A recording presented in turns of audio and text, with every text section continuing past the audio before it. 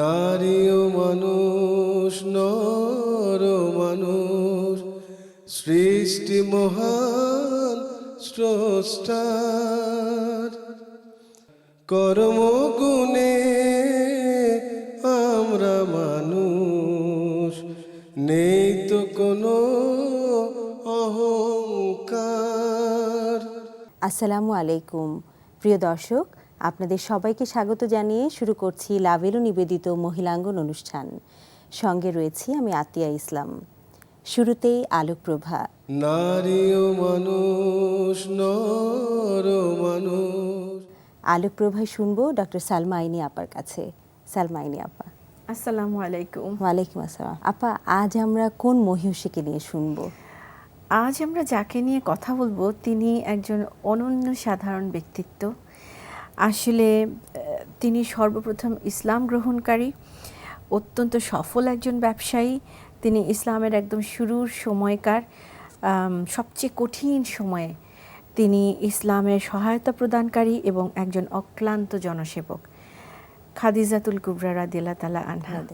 আমরা ইনশাআল্লাহু তাআলা তাকে নিয়ে কিছু জানার চেষ্টা করব।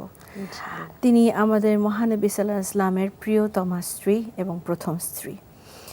তো আসলে ছোট্ট পরিসরে খাদিজা রাদিয়াল্লাহু তাআলা আনহাকে নিয়ে কথা বলা একটি অত্যন্ত কঠিন এবং দুরূহ কাজ। তারপরেও চেষ্টা করছি ওনার সম্পর্কে কিছু কথা জেনে নেওয়ার, যেটা আমাদের সবার জন্য অত্যন্ত গুরুত্বপূর্ণ।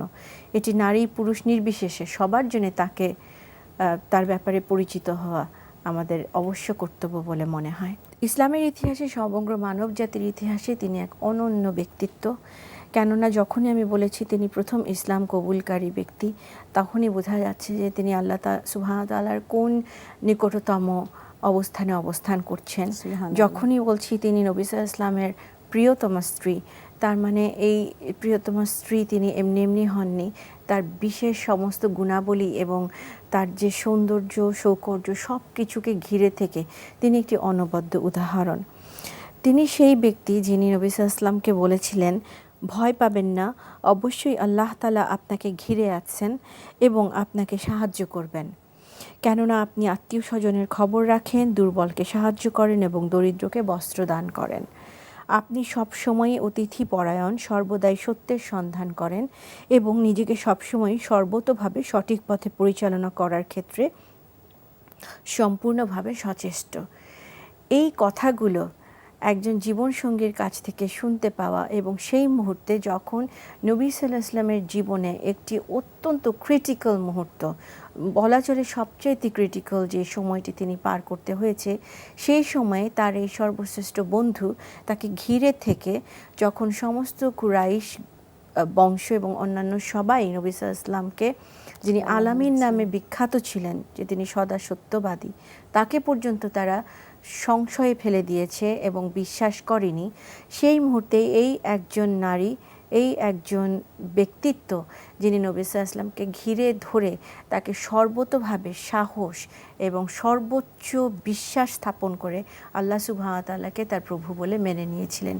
আমরা যত সহজে তার কথাটি বলে দিলাম, আমরা তার সেই সময়ে, সেই অবস্থা এবং জাহেলিয়াতের যুগের সবচাইতে কঠিনতম সময়ে এরকম দৃঢ়চেতা এবং কি বলবো, এরকম সুমধুর চরিত্র, দৃঢ় চরিত্রের অধিকারী একটি ব্যক্তিত্ব আমাদের সবারই একটু গভীরভাবে উপলব্ধি করা প্রয়োজন রয়েছে। তিনি আল্লাহর দূতের জীবনসঙ্গী এবং এই যে তিনি এই কথাগুলো বলেছিলেন, এটি হলো যখন নবী সাল্লাল্লাহু আলাইহি ওয়াসাল্লাম হিরা গুহা থেকে প্রথম জিবরাইল আলাইহিস সালামের সাক্ষাৎ পেলেন এবং তার উপরে ওয়াহি নাজিল হলো।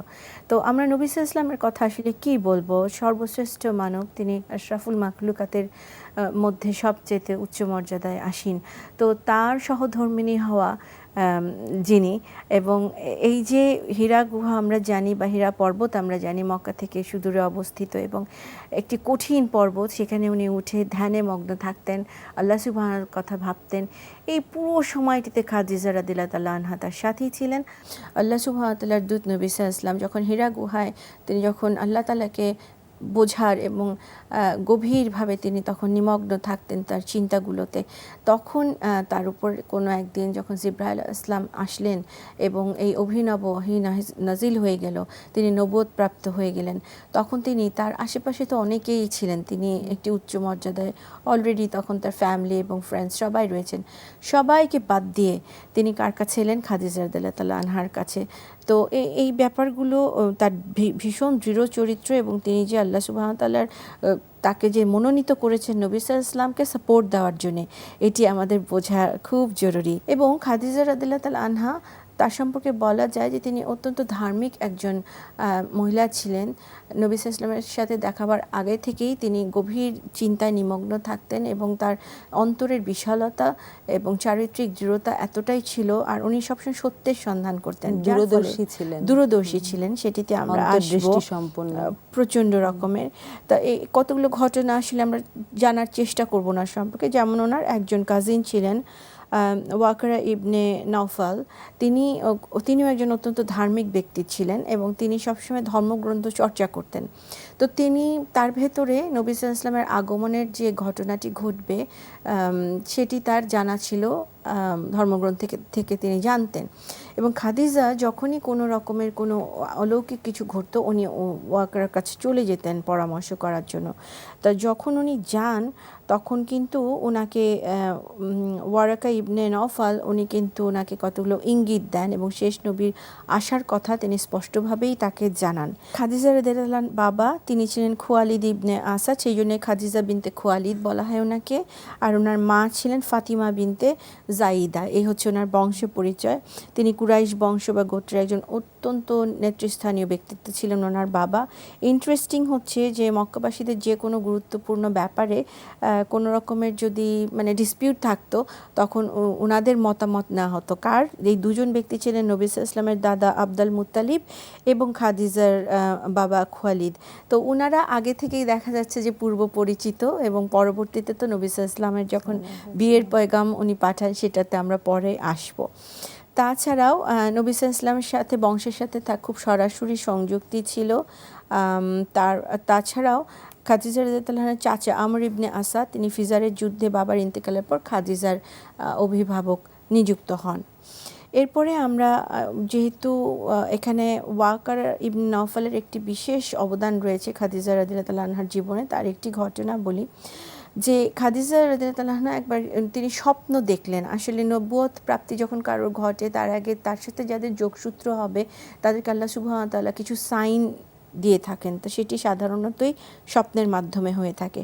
খাদিজার ব্যাপারে হলো যে তিনি একদিন দেখলেন যে এরকম তার ঘর খুব আলো হয়ে গিয়েছে এবং সেই আলোকিত ব্যাপারটি, সেই আলোটি কোনো একটি মানে সাধারণ আলো ছিল না।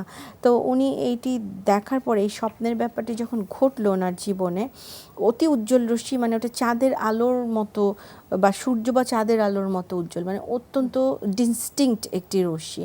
তো এই তীক্ষ্ণ আলো তার ঘরের ভেতরে এসে তার হৃদয়ে আলো জ্বালিয়ে দিল, এটি তিনি স্বপ্ন দেখলেন। এরপরে কিন্তু উনি ওনার কাজিনের সাথে যোগাযোগ করলেন এবং বললেন যে আমি তো এরকম একটি স্বপ্ন দেখেছি। এই ব্যাপারে ওয়ারাকা তাকে অত্যন্ত সাহায্য করেন এবং বলেন যে তুমি এই স্বপ্নটিকে দৃঢ়ভাবে ধরে থাকো, কেননা খুব পরিষ্কারভাবে বোঝা যাচ্ছে যে একজন মহানবী বা যার আসার কথা তিনি চলে আসবেন। তো এই যে এইরকম স্বপ্ন দেখা এবং তাকে ধারণ করে তিনি তখন এটি পরামর্শ করেছেন, তার মানে কি আল্লাহ সুবহানাহু ওয়া তাআলা তাকে নবী সাল্লাল্লাহু আলাইহি ওয়াসাল্লামের স্ত্রী করবেন বিধায় তাকে সেইভাবে তার মানসিক, শারীরিক, আত্মিক সব দিক থেকে তাকে তৈরি করা হচ্ছিল। খাদিজা রাদিয়াল্লাহু আনহা বড় যখন হলেন তখন তার চারপাশ থেকে অত্যন্ত সুন্দরী ছিলেন এবং সম্পদশালী ছিলেন। তার জন্য অনেক প্রস্তাব, বিয়ের পয়গাম আসতে থাকলো। তো প্রথমত তিনি বিয়ে করলেন হলো আবু হালা হিন্দ ইবনে জারা, ইনি ওনার প্রথম স্বামী। ওনার ইন্তেকাল হয়ে গেল, ও ঘরে ওনাদের দুজন শিশু জন্মগ্রহণ করেন, তারা ছিলেন হিন্দ এবং হালা। এবং তারপরে দ্বিতীয় বিয়ে তিনি করেন এবং তখন খাদিজা রাদিয়াল্লাহু আনহার স্বামী ছিলেন আতিক ইবনে জাইদ। তো দেখা যাচ্ছে যে উনি নবী সাল্লাল্লাহু আলাইহি ওয়াসাল্লামের সাথে বিবাহ বন্ধনে আবদ্ধ হওয়ার আগে উনি দুবার বিবাহিত ছিলেন। এখানে তিনিও ইন্তেকাল করেন এবং তাদের কোলজুড়ে একটি ফুটফুটে কন্যা শিশু এসেছিলেন। এই কথাগুলো বলার অর্থ হচ্ছে যে আমরা যখন কোনো মহিষী নারীকে নিয়ে আলাপ করি, তাদের জীবন ব্যবস্থা বা জীবনের কি অবস্থা ছিল ইসলামী দৃষ্টিকোণ থেকে সেটি বুঝে নেওয়াটা খুব জরুরি। আমাদের সমাজের সাথে সেটির একটি যোগসূত্র তৈরি করা খুবই জরুরি। কেননা খুব সহজ যে আমরা অনেকভাবে পিছিয়ে পড়ছি, কিন্তু সর্বশ্রেষ্ঠ নারী এবং সর্বশ্রেষ্ঠ পুরুষ এই পৃথিবীতে তাদের জীবনধারা কেমন করে আল্লাহ তাআলা শেপ করে দিয়েছিলেন বা কিভাবে তৈরি করে দিয়েছিলেন সেটি ইসলামী দৃষ্টিকোণ থেকে আমাদের বুঝে নেওয়া, হৃদয়ঙ্গম করা খুব বেশি কর্তব্যর পর্যায়ে চলে যায়। এখানে আরও একটি ঘটনা আজকে আমি বলতে চাচ্ছি, সেটি হচ্ছে এই যে উনি স্বপ্ন দেখলেন ইত্যাদি, নবী সাল্লাল্লাহু আলাইহি ওয়াসাল্লামের আগমন ঘটবে, এর মধ্যে উনি একবার কাবা শরীফে গিয়েছেন এবং সেখানে খাদিজা বসেছিলেন এবং আরও কিছু মহিলারা বসেছিলেন। হঠাৎ করে এক ব্যক্তি সেখানে এসে সবাইকে মক্কাবাসী নারী এরকম একটি সম্বোধন করে বলল যে কোনো সন্দেহ নেই যে তোমাদের বাসভূমি থেকে আল্লাহর দূতের আবির্ভাব ঘটবে। তার নাম আহমেদ।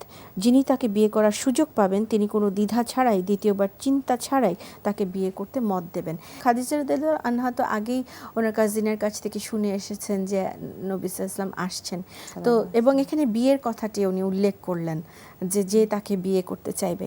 তো এখানে সমস্ত মহিলারা খাদিজা ছাড়া সবাই তাকে পাগল বলে অভিহিত করলো। একমাত্র খাদিজা এই কথাগুলো মন দিয়ে শুনলেন এবং সচেতনভাবে ধারণ করলেন। তার মানে এই যে বিচক্ষণতার কথা আপনি কিছুক্ষণ আগে বললেন, অন্তর্দৃষ্টি আল্লাহ তাআলা তার মানে তাকে উনি দিয়েছেন। ওনার মনের চক্ষু, বাইরের চক্ষু, কান সবকিছুখানি সদা সর্বদা ওপেন রাখতেন, সো দ্যাট যে কোনো ইনফরমেশন, নবী সাল্লাল্লাহু আলাইহি ওয়াসাল্লাম সংক্রান্ত ইনফরমেশন ওনার কাছে চলে আসতো এবং উনি ধারণ করার জন্য প্রস্তুতি নিতেন। তো এই টুকরো টুকরো ঘটনাগুলো ওনার হৃদয়ে নবী সাল্লাল্লাহু আলাইহি ওয়াসাল্লামের জন্য একটি বিশেষ স্থান বা একটি বিশেষ ছবি তৈরি করতে শুরু করে দিল। আর হচ্ছে যে উনি তখন থেকে তো she has been looking for নবী সাল্লাল্লাহু আলাইহি ওয়াসাল্লাম, তাই না? তো উনি যে খুঁজতে শুরু করলেন, এই যে বিচক্ষণতা, উনি চুপ করে বসে থাকলেন না।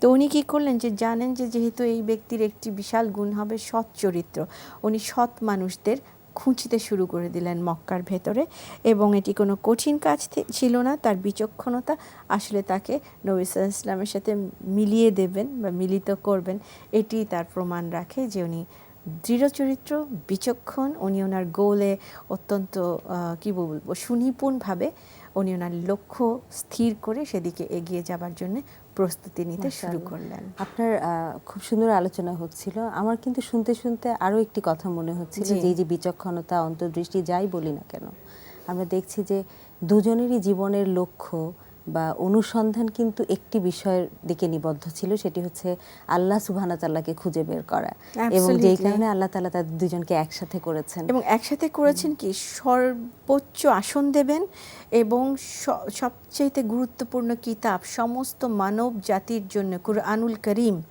নবী সাল্লাল্লাহু আলাইহি ওয়াসাল্লামের উপরে নাজিল হবে, যেটি সমগ্র পৃথিবীতে ছড়িয়ে যাবে। এই জন্য এই দুটি মানুষকে আল্লাহ সুবহানাহু ওয়া তাআলা তার মতন করে তৈরি করতে শুরু করেছেন। সুবহানাল্লাহ। আল্লাহ আমাদেরকে তাদের পথ অনুসরণ করার তৌফিক দিন। আমিন। হযরত খাদিজা রাদিয়াল্লাহু আনহাকে নিয়ে আসলে আলোচনা করলে এক পর্বে নিশ্চয়ই শেষ হবে না, এত এত বিস্তৃত তার জীবনের পরিধি, এবং এই মসৃণ পথটিকে অর্জন করতে তাদেরকে অসংখ্য বাধা বিপত্তি এবং কঠিন পরীক্ষার সম্মুখীন হতে হয়েছিল দুজনকে। আমরা জানি তাদের চাইতে বড় পরীক্ষা এত বড় পরীক্ষা আর কারো জীবনে আসেনি। ইনশাআল্লাহ আপা, পরবর্তী প্রোগ্রামে আমরা আবার শুনবো। আপনাকে অনেক ধন্যবাদ স্টুডিওতে এসে এই সুন্দর আলোচনা করার জন্য। আলহামদুলিল্লাহ রাব্বিল আলামিন। প্রিয় দর্শক, শুনছিলাম ইসলামের ইতিহাস, পৃথিবীর ইতিহাসে মহান নারী হযরত খাদিজাতুল কুবরা রাদিয়াল্লাহু আনহা সম্পর্কে। এবারের আয়োজন আলোচনা নারী ও মানুষ, নর ও মানুষ। আলোচনায় আজ আমাদের সঙ্গে স্টুডিওতে উপস্থিত রয়েছেন মাহসিনা মমতাজ মারিয়া আপা। তিনি পেশায় একজন শিক্ষক। আসসালামু আলাইকুম। আপা, আপনি যেহেতু শিশুদের নিয়ে কাজ করছেন, শিশুদের শিক্ষা এবং শিক্ষকতা আপনার পেশা, আপনার কাছে জানতে চাইব যে শিশু পরিগঠন বলতে আমরা মূলত কি বুঝি? শিশু পরিগঠন আসলে আমার কাছে মনে হয় পৃথিবীর সর্বশ্রেষ্ঠ কাজগুলোর মধ্যে একটি, যে আমরা যেই ছোট্ট ছোট্ট যে মানুষগুলোকে আমাদের সাথে পাচ্ছি, তাদেরকে আমরা আমাদের অভিজ্ঞতা, আমরা আমাদের জ্ঞান দিয়ে তাদের শারীরিক গঠন, তাদের মানসিক গঠন, তাদের ভবিষ্যৎ জীবনের জন্য তাদেরকে তৈরি করে তোলা, তাদেরকে বড় করে তোলাকেই আমার কাছে মনে হয় শিশু পরিগঠন। আর যেহেতু আমরা মুসলমান, আমাদের এখানে দায়িত্বটা আসলে আরেকটু বেশি, আরেকটু অ্যাডিশনাল একটা দায়িত্ব আছে। সেটা হচ্ছে যে আমরা আল্লাহর কাছ থেকে যে দায়িত্বগুলো নিয়ে এসেছি সেগুলো আমরা আমাদের শিশুদেরকে হস্তান্তর করে দেই, তাদেরকে শিখিয়ে দেই, তাদেরকে রাস্তাগুলো চিনিয়ে দেই যে তারা কীভাবে তাদের নিজেদের জীবনটাকে তৈরি করবে। নিশ্চয়ই। তো আপা, শিশু পরিগঠনে আমরা কেন ইসলাম বা মুসলিমদের জীবনচর্চার প্রসঙ্গটি নিয়ে আসছি? আচ্ছা, এখানে আসলে মুসলমান হিসেবে আমাদের সন্তানরা, যাদেরকে আমরা আমাদের ঘরে মানুষ করছি, যাদেরকে আমরা আমাদের প্রতিষ্ঠানগুলোতে মানুষ করছি, প্রত্যেকটি সন্তানই আমাদের জন্য একটা পরীক্ষা। এবং আল্লাহ রাব্বুল আলামিন পবিত্র কোরআনে বারবার আমাদেরকে বলেছেন, বিভিন্নভাবে আমাদেরকে বলেছেন যে তারা আমাদের জন্য আমানা। নিশ্চয়ই। তাদের প্রতি আমাদের অনেক দায়িত্ব আছে। আমরা যদি সেই কাজগুলো করতে ব্যর্থ হই, সেই দায়িত্ব পালনগুলো করতে ব্যর্থ হই, তাদেরকে প্রপার এডুকেশনটা দিতে ব্যর্থ হই, তাহলে এটার জন্য আমাদের আল্লাহর কাছে জবাবদিহি করতে হবে। এবং তারা আমাদের জান্নাত বা জাহান্নামের কারণ, বা আমরা তাদের জান্নাত বা জাহান্নামের কারণ হতে পারি। সেই জন্য আমার কাছে মনে হয় যে আমাদের সন্তানদেরকে বড় করার ক্ষেত্রে ইসলামিক দৃষ্টিভঙ্গিটা একটা অনেক বড় একটা জিনিস। ইসলামিক প্যারেন্টিং বা ইসলামে শিশু পরিগঠনে বাবা মায়ের বা তাদের অভিভাবকের ভূমিকাটি কেমন হওয়া উচিত, সেটি শিক্ষক হিসেবেই হোক বা মা বাবা হিসেবেই হোক? প্যারেন্টিংটা কীরকম হওয়া উচিত এটা নিয়ে আলোচনা একটা অনেক বিশাল আলোচনার দাবি রাখে এই প্রসঙ্গটি। তারপরেও খুব সংক্ষেপে যদি বলতে হয়, আমার কাছে মনে হয় প্রথম যে জিনিসটা আমাদের বাবা মাদের, মুসলিম বাবা মাদের খেয়াল রাখা উচিত, সেটা হচ্ছে যে আমি নিজে তাদের সামনে নিজেকে কিভাবে উপস্থাপন করছি। আমি মা হই, আমি বাবা হই, আমি শিক্ষক হতে পারি, যে কোনো অবস্থাতে আমার উদাহরণটাই তার জন্য সবচাইতে বড় অনুসরণীয় একটা বিষয়। অনেক সময় এরকম হয় যে আমরা অনেকেই প্যারেন্টিংয়ের জায়গা থেকে ব্যর্থ হই, আমরা অনেকে শিক্ষকের জায়গা থেকে শেখানোর কাজটাতে ব্যর্থ হয়ে যাই। সে সমস্ত ক্ষেত্রে আমার কাছে মনে হয় সবচেয়ে বড় বাধা হচ্ছে আমি তাদের সামনে নিজেকে একটি অনুসরণীয় আদর্শ হিসেবে উপস্থাপন করতে পারি না। সেজন্য আমার মনে হয় যে নিজেকে আদর্শ হিসেবে উপস্থাপন করা একটা একদম প্রথম একটা দায়িত্ব আমার। এটা দিয়ে আমি অর্ধেক আমার প্যারেন্টিংয়ের কাজটা শেষ হয়ে যায়। তারপরে আরও কিছু বিষয় আছে, সেটা হচ্ছে যে বাচ্চাদের জন্য একটি সহজ, স্বাভাবিক, সাবলীল একটা পরিবেশ তৈরি করা, সেই পরিবেশটা তাদেরকে উপহার দেওয়া, সেটা শিক্ষা প্রতিষ্ঠানে হোক, সেটা তার বাসায় হোক। এখনকার সমাজে, এখনকার অস্থির পরিস্থিতিতে আমাদের এই দায়িত্বটা আরও অনেক বেশি মাল্টিপ্লাইড হয়, আরও অনেক বেশি করে করা উচিত। সেই জায়গাটাও একটা ইম্পর্টেন্ট বিষয়। আরেকটা বিষয় হচ্ছে যে আমাদের নিজেদের কিছু গুণ থাকা উচিত। আমার কাছে যেটা মনে হয় যে নিজেদের কিছু এক্সাম্পল, নিজেদের কিছু বৈশিষ্ট্য, যেগুলো দিয়ে আমরা আল্লাহর সাহায্যটাকে অনেক তাড়াতাড়ি আমাদের বাচ্চাদের জন্য আমরা অর্জন করতে পারবো। তো এই যে ইসলামিক প্যারেন্টিং বা শিশুদের জীবনে বাবা মা হিসেবে বা শিক্ষক হিসেবে, অভিভাবক হিসেবে উদাহরণ হয়ে ওঠা, অনুসরণীয় ব্যক্তিত্ব হয়ে ওঠা, এই কাজে আমরা নিজেরা অভিভাবক হিসেবে আসলে কাদেরকে অনুসরণ করব বা কাদেরকে এক্সাম্পল হিসেবে ধরবো, কারা আমাদের আইডল হবেন? এখানে আমার মনে হয় আমরা আলহামদুলিল্লাহ, আমরা যারা মুসলমান, আমাদের সামনে উদাহরণের অভাব নেই। আসলে সবচাইতে বড় যেই উদাহরণটি আমাদের সামনে আছে সেটা হচ্ছে আল্লাহ রাব্বুল আলামিন নিজেই আমাদের সাথে ওনার যে আচরণগুলো আমরা পাচ্ছি। আল্লাহ রাব্বুল আলামিন আমাদেরকে সৃষ্টি করেছেন, উনি আমাদেরকে একটা গাইডলাইন দিয়ে দিয়েছেন। তারপরেও কিন্তু আমরা জেনে শুনে প্রতিনিয়ত অনেক ভুল করছি। আমরা দাবি করছি আমরা মুসলমান, আমরা প্রতিনিয়ত ভুল করছি, কিন্তু আল্লাহ রাব্বুল আলামিন কিন্তু আমাদেরকে প্রত্যেকটা অ্যাকশনের সাথে সাথে পানিশ করছেন না, শাস্তি দিচ্ছেন না। আল্লাহ যেটা করছেন, আল্লাহ আমাদেরকে বারবার সাবধান করছেন, একটা সময় দিচ্ছেন, সুন্দরভাবে একটা সময় পর্যন্ত তিনি আমাদেরকে শিখিয়ে নিয়ে যাচ্ছেন এবং বারবার ওয়ার্ন করছেন যে তোমাদের সামনে কিন্তু একটা বিপদ আছে, যদি তোমরা এভাবে না চলো সামনে একটা বিপদ আছে। আল্লাহ যদি আমাদের প্রত্যেকটা ভালো কাজের জন্য সাথে সাথে পুরস্কার দিতেন, প্রত্যেকটা খারাপ কাজের জন্য সাথে সাথে শাস্তি দিতেন, তাহলে কিন্তু দুনিয়াটা এত কোঅর্ডিনেটেড থাকতো না, এত সুন্দরভাবে সাজানো থাকতো না। এটা আমাদের জন্য একটা, আমার কাছে মনে হয় একটা সবচাইতে সর্বোৎকৃষ্ট একটা উদাহরণ। আল্লাহর পরে যদি আমরা আমাদের নবী রাসূলদের জীবনের দিকে তাকাই, সেখানেও আমাদের জন্য সুন্দর সুন্দর উদাহরণ আল্লাহ রাব্বুল আলামিন রেখেছেন। হযরত ইসমাঈল আলাইহিস সালাম যখন যাচ্ছিলেন, তার বাবা যখন তাকে বলছিলেন যে আমি একটা স্বপ্ন দেখেছি তোমাকে নিয়ে, তোমাকে আমার কোরবানি করতে হবে, এতটুকু একটা ছোট বাচ্চা, সে কিন্তু একটুও বিচলিত হয়নি। সে তার বাবাকে বলল, আপনি আপনাকে দেওয়া আপনার রবের সিদ্ধান্ত আপনি পালন করেন, আমাকে আপনি ধৈর্যশীলদের মধ্যে পাবেন। এই যে একটা উদাহরণ যে বাবার ছেলের সম্পর্কটা কীরকম হলে পরে, কত সুন্দর, কত আস্থার সম্পর্ক হলে পরে একজন সন্তান, এরকম অবুঝ একটা সন্তান তার বাবার উপর ভরসা করতে পারে। ঠিক একইভাবে আমরা হযরত ইউসুফকে দেখি। হযরত ইউসুফকে যখন তার ভাইরা ষড়যন্ত্র করে কুয়াতে ফেলে দিয়েছিল, উনি হারিয়ে গিয়েছিলেন এবং অন্য একটা জায়গায় গিয়ে, অন্য একটা দেশে গিয়ে আরেকজন পলিটিশিয়ানের ঘরে বড় হয়েও উনি ওনার বাবার শিক্ষা এবং উনি ওনার নিজের শ্রেষ্ঠত্বটাকে ঠিকই উনি বজায় রেখেছেন। অথচ অন দ্য আদার হ্যান্ড ওনার ভাইরা একজন নবীর ঘরে বড় হয়েও তারা সুসন্তান হয়ে উঠতে পারে নাই। এরকম আসলে অনেক উদাহরণ আমরা পাই। এই জিনিসগুলো জানার জন্য আমার মনে হয় আমরা মুসলিম পেরেন্ট হিসেবে আমাদের বাচ্চাদেরকে নিয়ে বেশি বেশি পড়াশোনা করা, তাদেরকে নিয়ে জানানো, তাদেরকে এই ঘটনাগুলো জানানো, তাদের সাথে এগুলো নিয়ে আলোচনা করা, এর মাধ্যমে ইনশাআল্লাহ আমরা হয়তো আমাদের বাচ্চাদেরকে সুশিক্ষায় শিক্ষিত করতে পারবো। মারিয়া আপা, স্টুডিওতে এসে এই সুন্দর বিষয় আলোচনা করার জন্য আপনাকে অনেক ধন্যবাদ। আপনাকেও ধন্যবাদ। দর্শক, শুনছিলাম শিশু পরিগঠন সম্পর্কে, ইসলামের আলোকে শিশু পরিগঠনের রূপ সম্পর্কে। আমাদের অনুষ্ঠান নিয়ে আপনাদের কোনো মন্তব্য বা প্রশ্ন থাকলে যোগাযোগ করুন এই ঠিকানায়। পরিচালক মহিলাঙ্গন, NTV, BSEC ভবন, 7ম তলা, 102 কাজী নজরুল ইসলাম অ্যাভিনিউ, কারওয়ান বাজার, ঢাকা 1215। এছাড়াও আমাদের অনুষ্ঠানের যে কোনো পর্ব যে কোনো জায়গায় বসে যে কোনো প্রান্ত থেকে দেখতে ভিজিট করুন www.ntvbd.com-এ। সঙ্গে রয়েছে আমাদের ভেরিফাইড ফেসবুক পেজ এবং ইউটিউব চ্যানেল। এই ছিল আজকের মহিলাঙ্গনের পরিবেশনা। পরবর্তী অনুষ্ঠানে আবার দেখা হবে ইনশাআল্লাহ। সুস্থ থাকুন, সুন্দর থাকুন, ভালো থাকুন। আসসালামু আলাইকুম। সৃষ্টি মহান স্রষ্টার কর্মগুণে আমরা মানুষ, নেই